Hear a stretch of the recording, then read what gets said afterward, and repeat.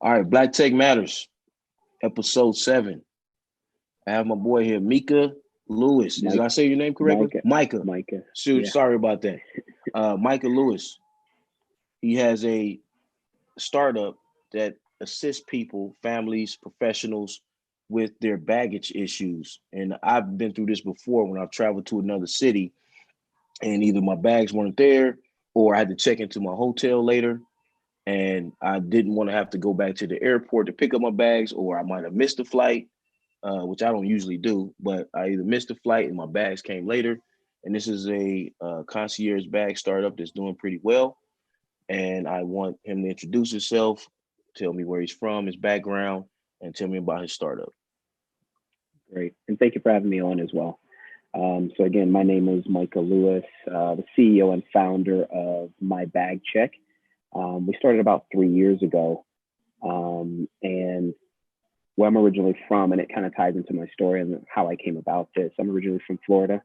Went to college and undergrad there, then moved to California. After undergrad, went to law school and graduate school out in California, so spent some time there. I'm also an avid traveler. I've been to 40 plus different countries as of now. I've probably Nice. traversed 200 plus different airports. And yeah, I'll give you an idea of where this idea for my bag check came about. So about 6 years ago, I moved up here to New York City, transferred a Mm-hmm. corporate job up here, and one day was leaving work, had my work laptop, my personal laptop on me, and had stopped at a shoe store in Union Square to buy a pair of shoes. A buddy calls me up and says, "Hey, we're down here in the East Village. Come grab some drinks." I looked at what I had in my hands, and I was like, "Oh crap! I don't want to go to a bar and have to check this stuff." And it was springtime anyway, so there was no coat check there. So I ended up going to the bar, having a few drinks, but still wasn't feeling comfortable about like just leaving my stuff up under the bar unattended. And so Right. like anybody else in New York, you're like, hey, I'm gonna go home, drop the stuff off, and come back. That's an issue that you have. You have to carry It's a around buzzkill your entire day's stuff. and So it's as an I'm inconvenience. exactly, and so as I'm Right. going back to the subway to head back home, I thought to myself, and it literally hit me like a ton of bricks. Like I would pay somebody to actually come pick this up, and literally did a quick Google search and saw that there was no other service out there. And I couldn't believe that, no one else had thought of this. And coming to think about all the places I had lived before, had lived in London, had lived in Germany as well. Always had access to a car. So I never had this issue. I could just throw my things in my trunk, and go about my day. But here in New York City, I think it's like 8 million people here. And I don't think I Right. don't think even a million cars are here. So everybody's taking public It's more transportation. pedestrian. Exactly, exactly. So yeah, that's where I went home, started coding the app, and 9 months later, with the help of some smarter techies than me, put the first app on the App Store. And as they say, the rest is history. So to fully explain what it does, my bag check is an on-demand bag luggage pickup, secure storage, and delivery platform.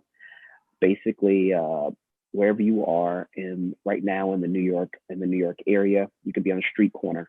You literally take out the mobile app. You say, "Hey, I am here. I need you to pick these bags up." The customer takes a picture of the bags in the app and then requests that the person picks it up. It sends out a notification to all the drivers within the network. The first driver that selects the order, they could see how many bags it is and what the details are. They get the actual drive. The driver shows up and just follows the instructions that the customer input in. So the customer can say drop off a week later. They can say drop off immediately. They can say drop off in a few hours. Whatever address is in there, the driver will follow those instructions and drops it off. So when the driver arrives, he secures the bag with a uniquely numbered zip tie to ensure that no one's been in it and no one's been like going through their things. And then Right. The the driver, security. yeah, the driver drops it off at the specified time that the customer requests. So that leaves our customers with the ability to get those hours back within their day instead of having to lug their luggage around the city before or after check-in, before or after a meeting at an office building, a conference, whatever it may be. That'd be So yeah, huge for conferences. yes, yes, very huge for conferences. Yeah, our typical customer is a family. that's struggling with either strollers or little kids and everything else of the sort, and business travelers as well too. That, as you can imagine, they're flying into the city or flying out of the city. They got a tight schedule, got to be back and forth, and they don't have enough time to run back to their hotel to pick up their bags, run back to their office or whatever to pick up their bags before they fly out or fly in. So my bag check comes in handy with those type of travelers. So how did you guys do a pre-launch or beta test? So, typical tech, when you say, I think there's a few different ideologies. There's people that can go out there. There's companies that go out there and do beta testing, launching, do all this stuff, beforehand, before they actually go live in stealth mode and everything else of the sort. I didn't do any of that, being in part because I saw the issue. I had the problem myself. I've had the problem not only just carrying, my things around New York City, but while I was traveling as well. I'll give you an example of it. I went to Egypt a few years ago. If you've ever been to Cairo, Egypt, the traffic there is horrendous. Okay. We checked out our hotel at 9 a.m. Our flight wasn't until 7 p.m. that night. And so what we did was we had to stay near our hotel on our last day. So you're talking about a full day that was wasted, being in part because we were too scared to leave our bags there at the hotel and have enough time to go back to the hotel to pick them up before we went to the airport. So you're talking about a full day wasted. So as far as like beta testing and pre-launch and everything, I just looked at all my travel experiences I had and saw ways that I could have plugged in my services there to say, oh, I needed this. Oh, I needed it when I was doing this. And the same thing, I used to work in corporate America and I worked in sales. So I was, going back and forth to conferences and everything. I just thought about all the times of me just dragging my bags to a conference, or me trying to find, a place to put my bags, hide my bags, without walking into a meeting with it. And so that was kind of my validation for saying like, hey, I think this would work. I think customers would like this. So yeah, I didn't go through the traditional, like, let's test this out. Let's do it with spreadsheets. Because you already had a proof of concept from your own experiences. Exactly. So when you say you coded the app, so you're a web, it's not a web developer, you're a software developer, or you know how to write code? So not exactly. So so my previous stint in corporate America, I was familiar with software. So I used to work as an executive software salesperson. So what that meant was me taking whatever software I was selling and explaining it to other businesses, people that weren't, software savvy or tech savvy. So I've always had the knack for being able to interpret, what an engineer says to, be able to explain that in layman's terms with somebody. So I had a very intimate knowledge of how software works and how to explain different things and how to build certain things. So I use this platform, which I think all, minority entrepreneurs should do. I think one of the mistakes that a lot of Black and brown founders do is they think that, hey, I have this idea, let me go pitch this idea to raise money, and then I'm actually going to start building. There's a lot of tools out there that you could use, and you could get the proof of concept, as you said, up, or you can get an MVP, minimum viable product out without not knowing how to code or anything else. So what I did was I used this platform called Bubble. Right. I was going to say, did you use a no code platform like Bubble? Yes. And does Bubble help you create the wireframe? Yep. So with Bubble, it's I didn't know I was creating a wireframe, but yes, Bubble actually does that for you, where you're saying this button does this or this page does this. So Bubble will, there's many tutorials that are on there to help you build those things. And Bubble's now built you're talking about 4 years ago, I built this thing. So since then, I've met the team at Bubble. I've met the CEO there, as well as people just by happenstance. I've met them. And so they've done a lot of enhancements since when I built my software back in 2016, 2017. And yeah, it's a great tool to use. So it became a little bit more intuitive and user friendly since then. Yes, and there's a lot more support as well too around it, because I know one of the issues that I had is that once I built the actual product, it was like, how do I make this live onto the App Store? And there was no support for that whatsoever. And I think now that they do have a little bit more support, the community's built. The no code movement has really advanced in the past 4 years, and there's a lot of support around how you could master those things and how you can get from point A to point B compared to when I was doing it 4 years ago. It's kind of like fumbling in the dark. So yeah, I credit Bubble with being out there and being a platform I was able to build this on, because I essentially built it on a taco delivery, similar to like a taco delivery app is what it was. Because technically, I'm only taking things from point A to point B. That's all I'm doing. Right. So it's the same as a taco delivery app. You know what I mean? You order from this restaurant and you take it here. So it was pretty easy to build, as long as you know how to. You can think with logic. Hey, if somebody clicks on this, this has to happen after this. And as long as you can chart that out either mentally or on a paper, you can sketch out the actions that need to happen.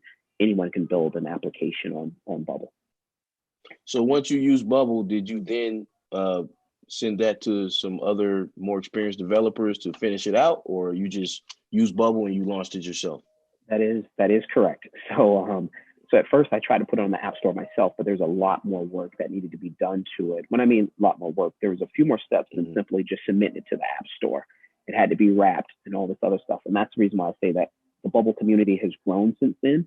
Because at that time, there was probably only one app that was built in Bubble that was on the App Store. And whoever did it, I could not get in contact with that person. So what I did was I just went to Craigslist and I put a Craigslist posting out there. And I said, hey, I have this app. It's 95% done. I need help getting it onto the App Store. I need a few other tweaks that I want to put in it. And I literally just put on an ad for developers on there. And I probably got, I would say probably 100 different responses, and basically whittled it down to a handful of people. And this team out of Virginia, actually, I like the way they responded to the ad. I like the way that they went about their sales process with me. And I handed it over to them, and they're the ones that actually finished it off and worked with me for, I would say, the next year after that. And yeah, really pleased with their work. Wow, so we're talking about a whole year after you even finished it on Bubble. Yeah, by the time it took, I would say about 9 months it took for them to like kind of redo things, because essentially they had to rebuild it in a native language, in a native code. I think it was Swift is what they rebuilt it in to be able to go into the App Store. And they provided support up until like a year after that as well too. So it didn't take them a year to build it, but it was like them providing support, putting enhancements in it, and doing other things for it. So yeah, very appreciative. Was that extremely costly, or was it because you use Bubble, it cost you less money to work with the developers? Well, you know what? I couldn't really tell you because I didn't go.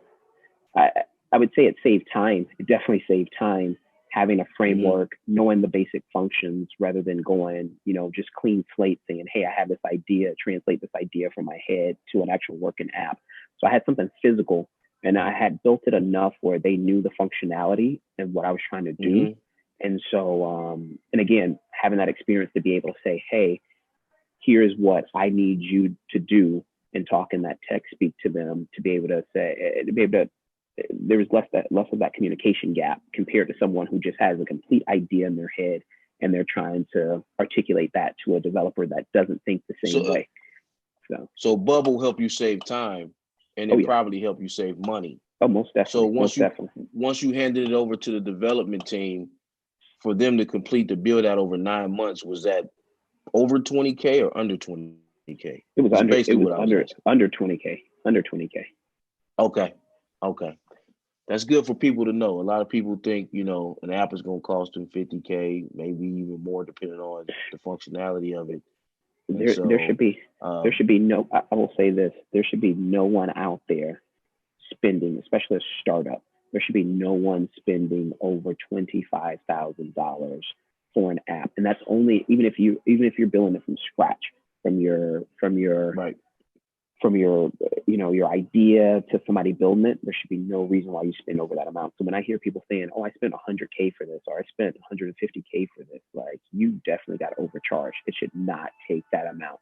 There's so many tools out there to use to get something up and running. You can use Google spreadsheets. You can use basically Google Docs to start a business with. You do not need to spend a lot of money to get something off the ground. I don't care how tech heavy it is.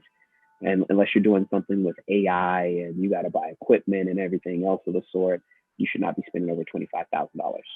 And that's a word for any other entrepreneur out there. Okay. And did you go through any incubators or any type of startup pitch competitions, or you just hit the ground running? You didn't apply to any grants or any type of VC No, I funding? did not. I did not. It's all So I pitched. bootstrapping. So I pitched in a few different like competitions early on, and that's when I had an actual working app. And I mean, I can't speak for any other, black or brown startup out there, but I can tell you this, and I'm gonna just be as honest as possible. It's what the consensus is out there about there being opportunity for us black and brown people to go out there and just pitch on a napkin and get 100K or whatever the case may be. That's not the case. Every place I went to, whether you're talking about an incubator, whether you're talking about an accelerator, whether you're talking about a pitch competition, there was always some excuse as to the reason why I couldn't win or I didn't win or this or that. It was always another hurdle that I had to jump over. So after about the first couple of months of doing this, I decided, why waste my time going and follow this? I have a working app. I basically built my company off of bootstrapping. It literally was the revenue of the customers that are in there. So you're talking about a customer paying me, money, or customers paying me money for a service or whatever, and the unit economics of I charge X for this service, I pay Y for this service. The remaining revenue Here's my margins. Went back into the business. That's what it is. And that's what I would say if any other company that wants to like start, any other person that wants to start a company, that's the way you need to think about it. Because I can't speak for anybody else, but all the entrepreneurs that I know that look like me or look similar to me or whatever have a similar story. There's no one out there trying to give us $100,000. We didn't come from that. We don't have those. Right. I don't have a rich there's uncle. a few. Right. There's a few kind of accelerators, incubators, dedicated to minority, black, underprivileged, whatever, underrepresented founder startups right now. But we're talking about when you got started 4, 5, 6 years ago. It was definitely way more difficult to even get in certain rooms and have certain conversations, even though you had a background in tech. Yeah, even that. Even though you worked at some of the biggest companies, Apple. Yeah, I don't know where else you worked. I know you told me you worked at Apple, but but I had another thing too. I had a company that was producing revenue from day one, and I still couldn't get in some of those rooms as well either. Like you're doing things, like I said, the goalposts would always be moved. I could be like, hey, I'm doing 3,000. I just started last month. I'm doing 3,000 MRR, monthly recurring revenue. Oh, well, come back to me when you're doing 6,000. I'll come back to me when you're doing 10,000. And I'm looking at some of the other startups that are out there that don't look like me, that literally just have an idea on a napkin. Oh, here's $200,000 to vet this out or whatever the case may be. So there's always a case of pushing the goalposts a little bit further when you cleared that hurdle, until after a time, it's just like, I don't have time to waste on this. I'm going to focus on my customers because that's what's most important. And I would say this as well too, just looking at the landscape with COVID and everything else, with a lot of these companies that are shutting down, a lot of the companies that were similar to my space, or I know that started around the same time as mine, that raised $2 million, $1 million. They didn't look like me, but they had a similar idea to me. Now they're nowhere to be found, being in part because they didn't have to grind like I had to grind to get to where I am. I'm still doing good right now. I just signed a contract with a company, that's going to bring in $3,100 a month in revenue just on this one contract with this company. And so it's just adding to it, being in part because if you build it and you focus on what's important, that's the customer. It's not getting that article in TechCrunch to say, hey, you raised $1 million, seed round or anything. Yeah, and then when we do raise money, it's like I'll give you $1 million for 60% of your company. Like, hell no, get out of here. Exactly. Exactly. So are you guys tied into any APIs? Like, say for instance, if I'm flying Southwest or Delta, like, and I say that I have some bags, or when I walk up to the kiosk and I say I have some bags, Is there like a drop down button to say, oh, would you like a concierge bag service for this conference or this flight or this trip that you're taking on the website or at that kiosk at the airport? So we're working on that right now. Okay. And just one of the things about the learning experiences that you have with starting your own company, which I find to be very exciting, is that I'd say a year and a half ago, I was in conversation with a big company that could have done that for us. There's two different partnership conversations I've had in the past year and a half. Well, I would say my first year and a half, that I was just too green to fully be able to bring these things over the finish line. And I think they looked at me as like the startup there, but I'm talking about two major companies. I'm not talking about some small players. These are two major companies to be able to allow for something like that. But through, just time, and I think just me being green in the business and not having that VC backed company, but I couldn't pull these over the finish line. But yeah, at this point in time, you're talking about December 2020. Yes, you will be able to do that at a few select airports in the next 3 to 6 months, because I have the right partners that I'm aligned with now that are able to push that process through for me, whereas I failed before, and being able to take that over the line. But yes, you will be able to do that in the next 6 months or so. Yeah, because you have different type of VCs. You have the traditional VC, and then you have a CVC, which is the corporate venture capitalists, which help you more with business development and getting those contracts than they just provide you just with funding, to increase your runway and decrease your burn rate. And so, like, I just bought some luggage, Black Friday. It's like, if I buy, is there, I don't know if that would be lucrative or not, or if it would help you get more. Say, for instance, if I bought some luggage from, say, Samsonite on Black Friday at Macy's, and when I open up my Samsonite luggage, it's like, hey, we have this concierge service that you can kind of, we work with, or you can sign up for, and your first first order with them would be X amount of dollars off, or something like that. Or is that too generic? The airport and airline API integration is really where you want to go. Well, I mean, we could go both ways, and I didn't want to share it at first, but I'll share it now. I mean, it really doesn't matter. It's funny that you mentioned Samsonite. Listen, so, I'm not. No. All right, go ahead. It doesn't matter. But it's funny that you say that, because like I reached out to Toomey, who's owned by Samsonite, and we had a deal that was going to go through, where here in New York City they probably have about 7 or 8 locations, where we were going to actually provide that service for those 7 to 8 locations. So, because the thing about it, the value that we bring is that I have your customers. I know who your customers are. I have the data behind it. I have travelers. I see their bags. I see pictures of their bags. Why wouldn't there should be a partnership where I see somebody with a tattered old, Walmart purchase bag or whatever. Why not be able to just shift them into your store to say, hey, pick up a new piece of luggage, or have that done? So yeah, that's one of the companies I was talking about that I had one of those conversations with, and we were pretty far along in the conversation, but things fell through the cracks. And yeah, I mean, but that type of partnership is definitely valuable, where you buy a new piece of luggage, or you buy a new piece of luggage. And Toomey is your target consumer. Also. Exactly. So that's the reason why it aligned so well.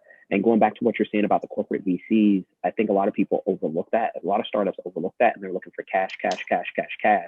But the thing about it, though, when you align yourself with some of these partners, that for them, you can show them an extra revenue stream that they didn't know existed before, or you can bring them an extra revenue stream. I think it's very valuable to have those conversations. So I would say to any other entrepreneur out there, align yourself or look for these corporate partners that you're there with, that can open up doors for you, and just having them associated with your brand and have them backing you can open up a lot more doors that you couldn't open up before.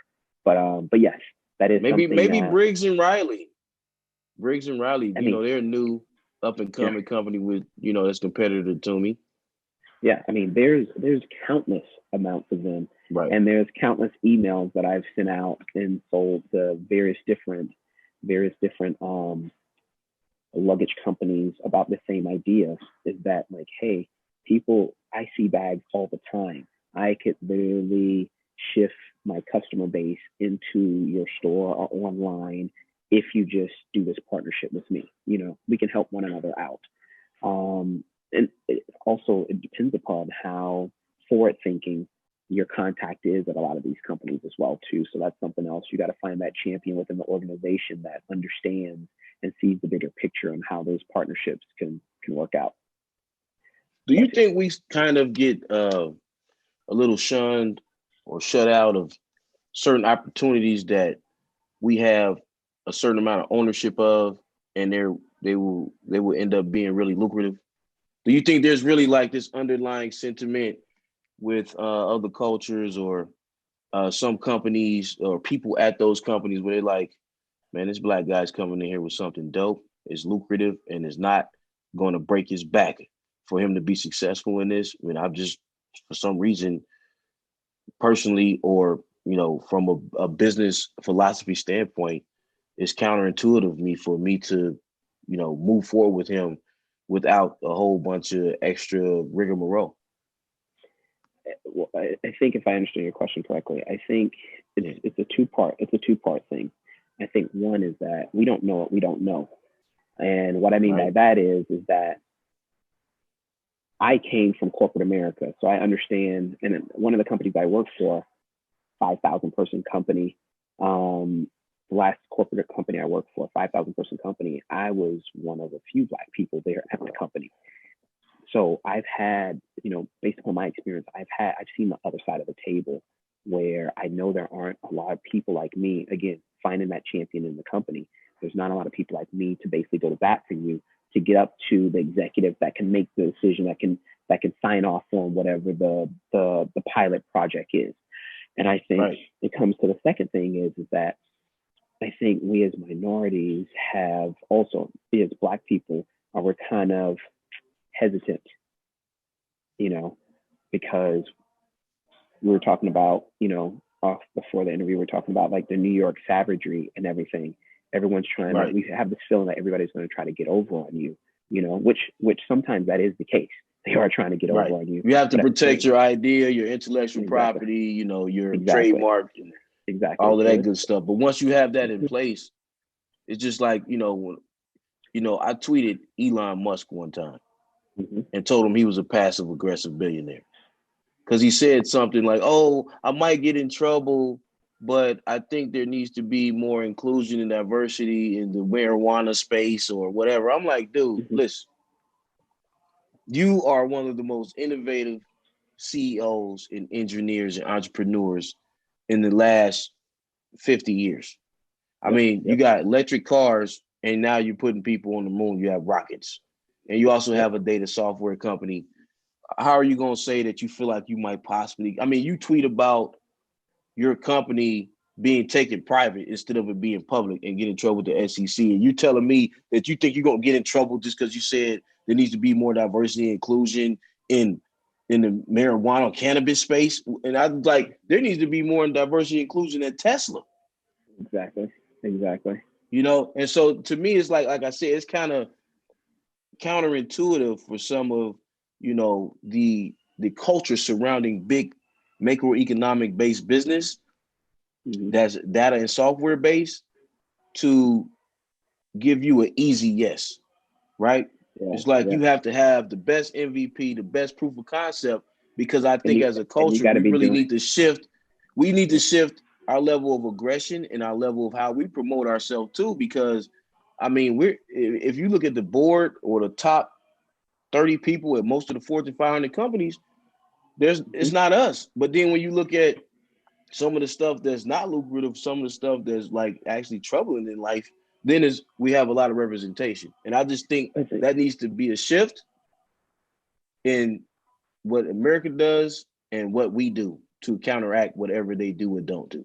Right? Well, I will say this. Go ahead. I will say this to add to it. It's a cycle. It's a cycle. And it starts with startups like myself, and startups like you as well too, with your podcast.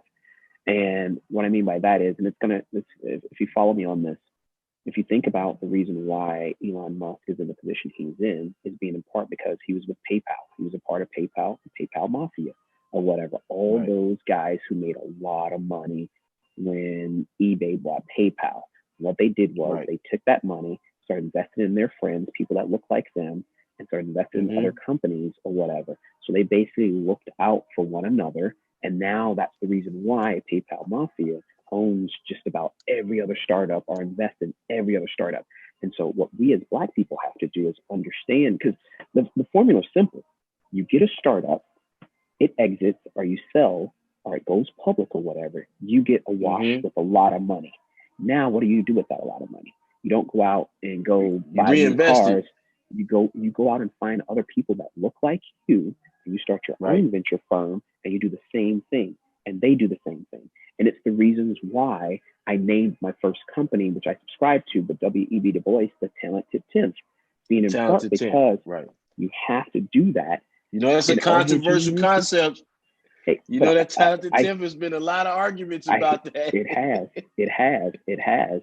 But I think if you do it that way, where you go back and make sure that you invest, you break the cycle.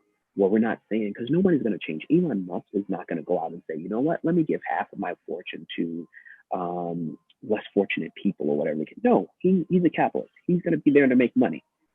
I'm going to tell you something. After that tweet, like 3 weeks later, he partnered for like some type of externship program with some Black college, Hudson Tillotson in Texas or something like that. He partnered with something with them. I know that's just a drop in the bucket, but I was surprised, like, okay, you know, but of course he's not going to give, you know, Kanye West $100 million to start some type of, you know, whatever startup he wants. So I wonder why that is, though. Like, why would they take our ideas, our innovations, consume our music and our entertainment, and because they want you to have less of a voice, especially a strong black male lead voice? It'll never be the case unless we go for ourselves. It'll never be the case. Yeah, we'll always be there with our hand out. We'll always be there with our hand out unless we go for ourselves. And that's what I'm about. Right. I'm about building for myself. I'm about building for my community as well too. Because aside from what I run here with my bag check, I run 2 other organizations. One of those organizations is the Village Collective. And what I did here in New York City is got together. I knew the struggle I had with starting my business. And me being an extrovert, me being able to maneuver through corporate America, I knew every other person that looked like me starting a business was not going to have that same tenacity that I had. So they needed that support system. And so what I did was, we used to do, before pandemic, we used to do 2 monthly meetings. We used to do a breakfast the first Wednesday of the month, and then a happy hour the third Wednesday of the month. And what I used to do is I used to bring in corporate titans here in New York to come and speak, whether it be a VC, whether it be another CEO of a corporation, to come in and talk to other Black and brown, female, first generation immigrant founders or whatever. And so that's what we have to do as a community to build ourselves up, rather than going with our hand out to an Elon Musk to say, hey, could you give us $100 million, or could you give us $5 million for this education fund? No, it's about infrastructure. It's about building it and doing for your own and being able to help your community. It's a community model, because that's what everybody else does. That's what, when you graduate from MIT, when you graduate from, you know, any engineering program across the country, that's why these people know, these millionaires and these billionaires know one another, being in partners. They went to school together. So you're going to invest in people that look like you and your friends. Or they're alumni of the school. And they have alumni network. Exactly. Which we don't traditionally have. You know what I mean? And so therefore we have to build our own community. That's the only way we're going to even the playing field what it is, rather than going and getting $50 million from somebody. Cool, $50 million in tax write-off for you. That's nothing. That's still not going to make generational change. You know what I mean? It's enough to put a byline in the New York Times or a byline in TechCrunch, but it's not going to change. So like when the Black billionaire and Oprah paid off all the student loans for, you know, students at Morehouse, it's like, okay, pay off their student loans, but also write them a check for like X amount of dollars for startups. Exactly. Because all of those people don't just want to go into corporate America. Some of them do, and that's okay. But then there's some of them who already have the chops and already have an idea that has a proof of concept, has an MVP, and they just need some support. Sometimes they don't even need money. They just need emotional, psychological, and connections, support, community from somebody who looks like them. Right. Exactly. And I just look at it like, man, all these Black colleges they need to kind of shift into saying, listen, we're not just going to focus on, getting our people jobs or training them going to the workforce. We're going to train them start. Like I was talking to a lady one time, and I didn't even know she was an administrator at Howard University. I didn't even know this. And we were just talking about Black colleges and where they need to go. And I was like, we're talking about food deserts. We're talking about opportunity zones. And I was like, I think every kid that graduates the business program, whether it's a BA or an MBA, or grad school business program, if they have the desire to go back to their neighborhood or whatever city they're from, Chicago, Detroit, Baltimore, LA, some of these neighborhoods that still haven't been gentrified that are food deserts, they need to be getting a grant because Howard is in DC, right? Mm-hmm. They need to be getting a grant. They need to be getting a contracts lawyer, and they need to be getting a CPA, right? Just as soon as those are the minimum things that they need. And then here comes the architect, the contractors and the connections to help build out a grocery store or a small little, I don't want to call it a bodega, convenience store in that area that sells fresh produce and some meat products, right? And I'm just like, why aren't we doing that? Like, why aren't we reverse engineering some of the problems that affect us before we go and using some of the current resources that we have and using the Congressional Black Caucus and using, like, I don't think BET should have been even sold, bro. I think BET should have been, maybe taken public or allowing the community to invest in it, because then we're stakeholders as well as stockholders. And then some of the content just went all the way downhill after it was sold. And I think a generation just lost out on some of that Black excellence that I was raised on. Like, they didn't have it a different world. They didn't have a Real Business Sundays. They didn't have a teen summit, and so it just changed their level of like critical thinking skills and perception of how you should handle and things in the world. And I'm not saying my generation was the best in handling things, but it just seems like a little bit more lack of understanding now. And I think there's, like you said, the talented 10th needs to be grown to the talented 40th. Mm-hmm. Yeah. That's the only way we're going to solve this problem. That's it. And I went off on a little tangent, but I just thought it's good. I agree. I wholeheartedly agree with it as well. And and we'll definitely, if you want to, we'll talk offline, because there's something I'm trying to do up here in New York to solve the food desert issue as well too. Because I mean, not to go off tangent, but when this pandemic it's an open format here, man. So when it's an open format on Black Tech Matters, because it's Black technology, but it's also Black technical thought and technical movement. It's not just about tech. Yeah. So one of the things that I kind of battled with as well too, and when this pandemic started, with the way our food supply goes, our food supply comes from the farms, picks up on a truck, goes to like a central processing warehouse, and then it distributes to our supermarkets and everything else of the sort. And a lot of it is going to restaurants that are purchasing the stuff as well too. So when you think about when the pandemic first started and the restaurants shut down, at least here in New York City, where you couldn't go out and do dining or whatever, you had farmers that were destroying crops. So why are you destroying crops or whatever? Millions upon pounds of crops, of food that could definitely go. You had milk that was going spoiled or whatever the case may be.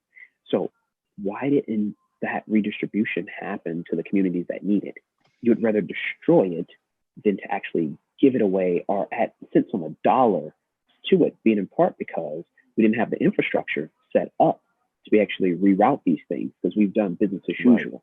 And so when you were saying about those food deserts, they should have flew it on some of those planes that weren't getting any flights. The thing about it though, you didn't even need to fly it. You didn't even need to fly it. All you had to do was just look for the Black trucking companies that were there, the minority trucking companies that were there to say, hey, while this route was going for X amount, we're paying you if you take half the amount to get this to the communities that need it. But the thing about it though, is that you have, and you can get on politics and everything else, you have a lot of these people in politics that their only job is just to get reelected. So as soon as they get reelected, they're campaigning again to get reelected, especially when you think about the House of Representatives every 2 years. When you think about, a governor that's every 4 years. So you're like, okay, well now, can I get any real initiatives in here? Real initiatives done? And I think it's us as a community, as startup founders, as free thinkers to say, you know what, if they're not going to do it for us, we build it ourselves. We go out there, but Right. yeah, I definitely agree with you. I think the community, And we some of need these more issues, lobbyists. and you're definitely right on that. And I think not even just more lobbyists. I think we as a community too need to make sure we show up to some of these community meetings, these city council meetings, because I can't speak about up here, but in Florida, I knew when any changes were happening to a neighborhood, they Mm-hmm. posted. There were signs posted saying, "Hey, we're going to be rezoning this area. The meeting happens here at this time. Come here if you have any objections to it." And I think we miss the boat when it comes to that as a community, being in part because I mean, it's a systemic issue at that too. Here's the reasons why Right. we missed the meeting, being in part because we got to worry about childcare. We also have to worry, we're working 12 hours a day, so we can't even make it to it anyway. So we don't even see these things. So I think these systemic issues that happen, and I think, And it's like we feel like we don't really have a voice on I top mean, of that. Like you there, you're attending, but how much of a voice do you have to either stop something from happening that you don't want, or to mhm, start something that you do want to happen and make it mhm, happen as a mhm, community, as a collective, mhm. especially without going through all of these particular type of gatekeeper personalities, Yeah, yeah, I agree. you I know. agree. Um, oh, also, I mean, I wanted to ask you about marketing. I mean, I'm going to a Sure, different subject, but how sure. did you handle the marketing for my bag check, by the way? So did not market it at all. Um, Wow. so here's one of the things I think about. It's all about the name that you have as well too. So there's a reason why I chose the name My Bag Check. When you think about those words or whatever, when you're thinking it in a sentence to yourself, you're saying, okay, where can I check my bags? I don't really like check my bags, and I think check my bags was like going. But when I think about naming of a company, I think about what do people phonetically say in everyday course Right. when they're thinking about this particular object or this particular service or whatever. What do they say? And that helps being in part because it's good for Google search as well too. So Right. so yeah, that's Keywords, what yeah. So AdWords. that's why I Mm-hmm. chose the name that I chose, My Bag Check, and it was literally the URL was there. Mm-hmm. So I was like, great, this works. And then secondly, too, talking about marketing, the most important thing is your customer. Word of mouth Okay. is your customer. And so anytime my customers would use the service, I would send them out an email and say, hey, could you leave a review on Google? So Google Business Profile shows My Bag Check there. And I said, okay, instead of saying, hey, this is a great service, this was we were timely and we communicated well or whatever. I say, actually tell us what you did with the time that you Mm-hmm. saved by using our services, because that helps with organic keyword search at that point in time. So, for example, Right. if you use my service and you were able to use your entire day to go to the Metropolitan Museum, and that's how you saved it. So now when you're typing out your review, you're saying, thank you, My Bag Check. I I was able to leave my bag at the hotel, keyword, um, and we were able to go to the Metropolitan Museum and see this X, Y, and Z exhibit. And then our bags met us at the airport. All those keywords in there that I got that I didn't have to pay for. And if you have a repetition of customers doing that, then you never have to Right. go out and spend thousands upon, hundreds of thousands of dollars to try to get to the top of the search. It comes organically by doing It's those simple things. pretty genius strategy right there. It's like So marketing without marketing. exactly, exactly. So Right. that's one of the things I did. Like I said, I've never spent any money on marketing. It's all been organic keyword search, and it starts with reviews and telling your customers, don't tell me I had a great service. Tell me what you did instead of the time that you use. How you save time with it. Tell me what you did during your Right. day Put rather put it than put it doing in that. perspective for the next person who wants to understand why my service is valuable. Exactly, exactly, and And do how you they can guys use have my any service. insurance? So yes, so we do have insurance. So Mm-hmm. each bag is covered up to $100, Mm-hmm. lost, stolen, or damaged. And I will tell you this: in the past 3 years, we've never lost a bag. We've never had a bag Wow. stolen. We've never had a missed flight either, being in part because our drivers are there. Because of all the algorithms that we coded into the back end, where we ensure these things will never happen.